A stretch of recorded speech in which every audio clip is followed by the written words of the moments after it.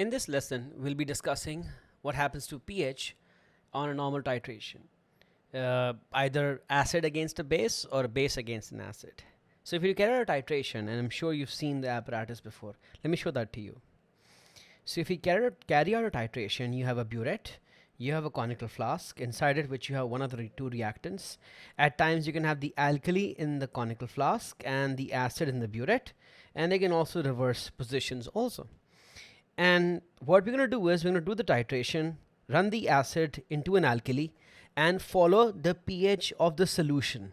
And the pH of the solution we're going to follow by using a probe called a pH meter, which actually on this digital device outputs the pH. So the pH ends up coming along on this particular, pH meter console. This could be a handheld probe or could be even connected to a computer, doesn't really matter. What we are going to do today in this lesson is that we're going to follow and predict what happens to the pH of this solution just before starting the acid addition and as it approaches neutralization, because when you add an acid to an alkali, the acid initially will be less and will start to neutralize the alkali, and over time the acid will be in excess, and you're going to study what happens to the pH particularly. So you're going to start with the acid or the alkali here, or an alkali here and the acid, and we'll cover both scenarios. And what you'll realize is that we actually are going to have different pH changes depending on the type of acid or alkali we have. We already the types of acids we have are strong acids and weak acids, and strong alkalis and weak alkalis. And what's a base? It's just a soluble alkali. And we need soluble alkalis in these titration curves. We call these pH curves. We're actually going to plot the pH on a scale where we add an acid. So let's go down to that and see what that looks like. So the first basic experiment we're going to find out the pH changes for is a strong base against a strong acid. The base will be in the conical flask, usually put in there from a pipette of 25 cm cube, against a strong acid like HCl. So the one I want to take is, I want to take 25 cm cube of 0.1 molar NaOH aqueous, which is a strong alkali, and I'm going to titrate that against 0.1 mole per cube HCl, which is a strong acid. Now on their own, you should realize that strong alkalis are going to have pHs near 13 or 14, and strong acids on their own will have pHs near 1 and 0. We need the same setup, so I'll get you the same setup. In the burette I have the HCl acid, and in the conical flask I have my NaOH. Both have the same concentration. And why that doesn't matter? Because then I know exactly at what volume I'm going to have neutralization. I can do the math, but I can figure out if the concentration is the same and the ratio is 1:1, then the volume required to neutralize 25 cm cube of NaOH, the volume of HCl required to neutralize this much NaOH will also be 25 cm cube. And we also have our pH meter or pH probe here. And what we're going to do is literally this. We're going to plot the changes in pH on this particular graph. The pH range is from 0 to 14, and at every few centimeter cube intervals of addition of HCl, I'm going to show you what happens to the pH inside this mixture. Because you need to understand, you're not going to add all 25 of the HCl together, because at 25 cm cube of HCl, I know there'll be exact neutralization. So you could say the volume of HCl needed for neutralization will be how much? For neutralization is 25 cm cube, is 25 cm cube. So what can you tell me about when I put the volume at 25 cm cube of HCl? At that moment, all of the alkali will be neutralized and just neutralized. So all that will exist is salt, and neither the acid neither the alkali will be in excess. At that point, the pH should be 7. That's what we know from our understanding from last year's studies. So what we're going to do now is, on this graph, show you what happens to the pH of this. Now if I ask you what's the initial pH before adding any acid, the initial pH of this will be the pH of NaOH, which should be near 13 or 14. So literally we're going to start off from there, go down to 7, and on adding excess acid, there'll be no more NaOH left over. So you got to keep that in mind too. So let's go through that right now. So let's focus on the right side. This graph right here on the right hand side, and as we are going to add HCl, we're going to follow what happens to the pH. Now, when you add no HCl, the initial pH would be near 13, because that is the pH of pretty strong alkali. So starting off the bat, the line, this is the line that formed right here, 13, and it doesn't drop sharply. What happens as you add 5, 10, 15 cm cube of acid, the acid goes away, but there's still a lot of NaOH left. And in the pH scale, which is a measure of H plus ions, the pH hardly changes. You notice that? This is actually observed changes. So till about 20 cm cube, you'll notice that 20 cm cube.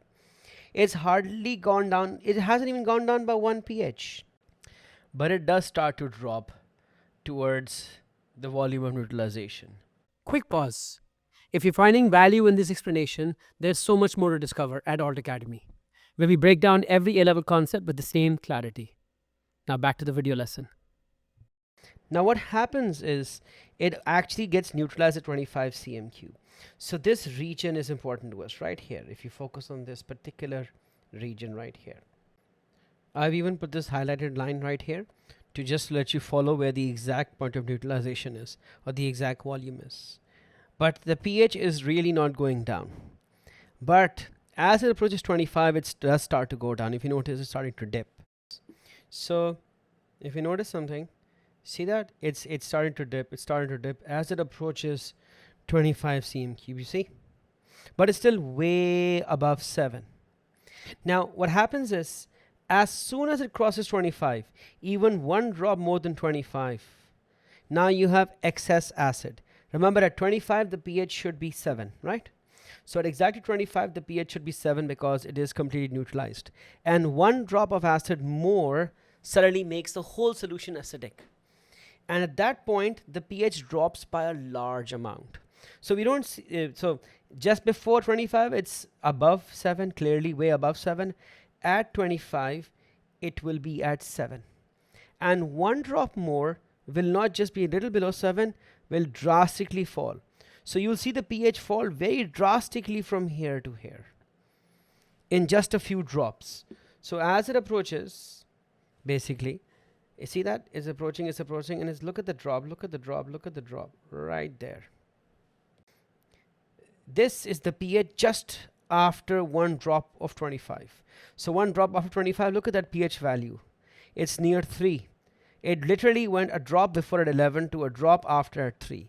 Now we can prove this with complex math in chemistry, but it isn't in the scope of your syllabus.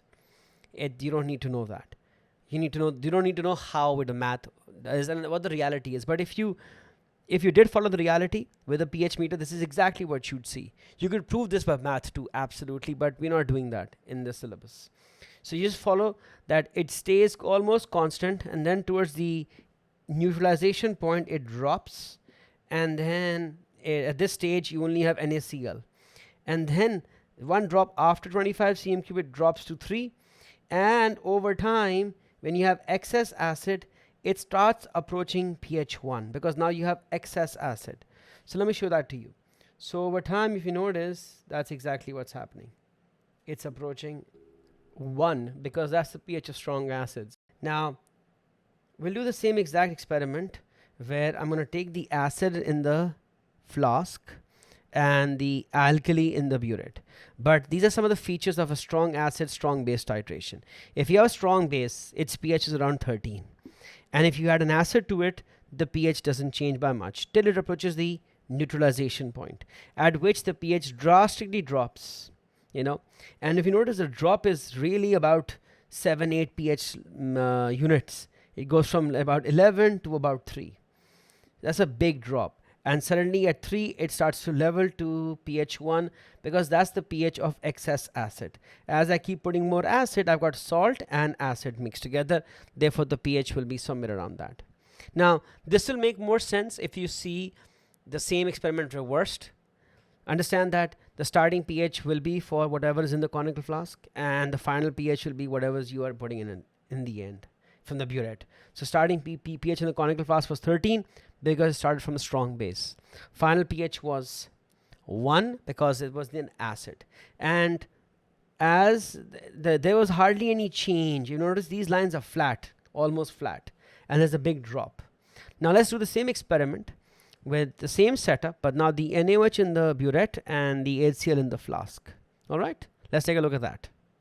So what we're doing is we're doing a strong acid against a strong base. The exact same solutions, but the difference is now I'm taking 25 cm cube HCl of the same concentration and adding NaOH from a burette. I have the same exact setup like before, but now I have NaOH from my burette and I have HCl in my conical flask, and I have a pH meter also, which is going to measure the changes in pH. And on the right, I'll have the similar graph, pH, but now I'm not adding acid, I'm actually adding NaOH from the burette. And let's figure out what this would look like. So when I start adding NaOH, just before adding any NaOH, I have acid in this mixture. So what is the pH of acid in this conical flask? Since it's a strong acid, the pH is near 1. You see that? It's near 1. And what happens is it doesn't change by much till it approaches 25, then it drastically changes to near about 13, and it levels off to 13. Just like before, this one is starting off from 1, but as I put more and more NaOH, it doesn't change. You notice that? It's almost the same. It starts to slowly go up towards 20 if my endpoint is 25. And at near 25, it'll jump all the way up. And if this goes up by a pH or 2, but then from 25, it'll go from, let's say, about 3 to about 11. That's a big jump, or 10, you know. See that? Just before 25, it's not even 3 right now, by the way.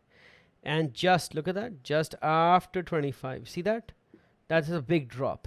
That's a big drop from there, a big jump from there all the way there. You went from about 3 to about 11. And that's happening at the point of neutralization. Because I also know that 25 cm cube of HCl is going to be neutralized by 25 cm cube of NaOH because the concentration is the same. And then it starts to flatten out, if you notice. And where will it flatten out till in the end? Because in the end, I have NaOH in excess. So this will start to flatten out all the way towards 13. So as I put in more and more and more and more NaOH, you see where it ends up at? It ends up somewhere exactly there at about pH 13. All right. So starting off from 1, because it was a strong acid, and all strong acids will start around 1. And because it's a strong base in the burette, it ends up, the final pH ends up at is 13. In both cases, the outside of the point of neutralization, where there's a large jump, the other two lines are almost flat. If you notice, they hardly change. Now, you might see they are changing, but we call them almost not changing, almost flat, because the other titration we're going to take a look at are not going to be strong acid versus strong base. One of them will have to be weak. And in that case, the trend is different. If a strong acid is almost like this, a weak acid starts from not 1 but 3 and has a bigger change. So if this goes on like this, and we'll see that in more detail, a weak acid goes up more and then flattens out. But we'll talk about that in more detail. Here, a strong acid, strong base, the 3 points you need to understand is starting pH, ending pH, and volume of neutralization. And the fact that they're strong, the 2 parts that are outside of the vertical drop are almost flat. Okay, and you'll be expected to sketch this out. And for sketching, you should be able to predict the starting pH and the final pH and be calculating the volume of neutralization. And then later on, we'll be able to also predict which indicators to use for each type of titration. Now, what I mean by what type of titration? Well, you saw one. You saw a strong acid against a strong base, or a strong base against a strong acid. That's one. Then you have a strong base with a weak acid. Then you have a weak base with a strong acid. And you could also have a weak base with a weak acid. So all 4 variations we're going to take a look at. But for now, this is the most basic one, strong acid versus strong base. All right. Hey there. If you found this A-level chemistry lesson helpful, why don't you head over to our website, altacademy.org, where you can sign up for the full A-level chemistry course. In addition to chemistry, you can sign up for physics, biology, math, or 4 other A-level subjects. Thousands of students have already taken the leap. What are you waiting for?